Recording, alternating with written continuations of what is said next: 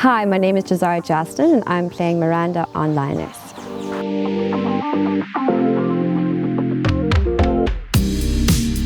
So how I prepared for Miranda, I think what was the most challenging thing was the 8-year gap between 2012 and 2020. So I'm 29 years old, I'm not 16 anymore.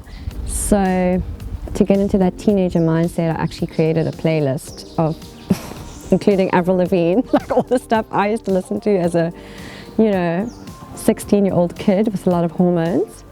And actually I kind of did an emotional graph in terms of, because it's a lot of drama. I mean, the plot's like going, but all you can do is know where you are in the scene. So I kind of made an emotional graph just to see where I'm at. And I think the thing I've learned the most is just to know where you are, because TV's so hectic. You're shooting episode 6 and then the next day is episode 1. You just have to know where you are in the series and be present, and that's it. You're such a beautiful woman.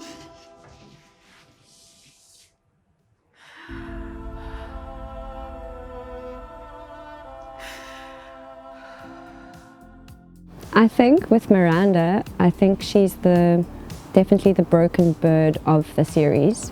She's very different to me as a person. She's very A-type. She gets her affirmation from achieving things. She's very strong-willed with where she sees her life going, and then everything that could possibly go wrong goes wrong.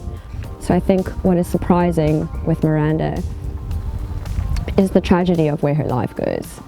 Seeing this girl who's like, wants to be here, wants to be head girl, has all these dreams and aspirations, and just everything that possibly could go wrong. But she's strong. Like in her vulnerability, she's still strong and she copes. And I think what's surprising is just the turn of events as it's written by Ilse. Yeah. So because I am very different to my character, the way I had to find an in, and I based her off 3 of my very close friends. I found different 3, sort of like their 3 personalities kind of in one. But I mean, I could relate to her in terms of at school, I was a prefect, like I still wanted to be good, but I was just much more rebellious than her. I mean, I wanted to, go out and this and that, and she's not like that.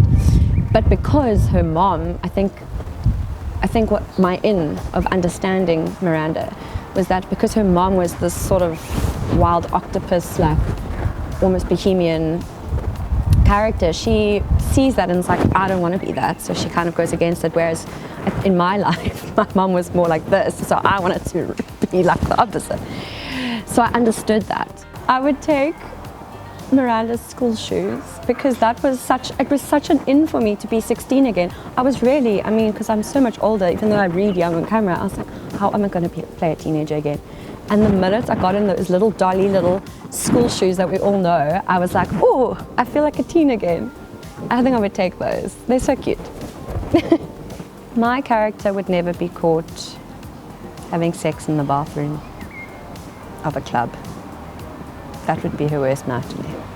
My favorite character, I would have to say, especially when I read the script the first time, was Charlotte, my gran, because she's just this free spirit, bohemian, once a 2 p.m, once a bloody gin. That's her vibe, but I find her, there's so much humor in the character, which is so lovely. I really love that character, yeah. No, this is weird. Dad, just tell us what's really going on. I think what I would want the audience to take away from the show is the reality of how life doesn't work out the way you planned it.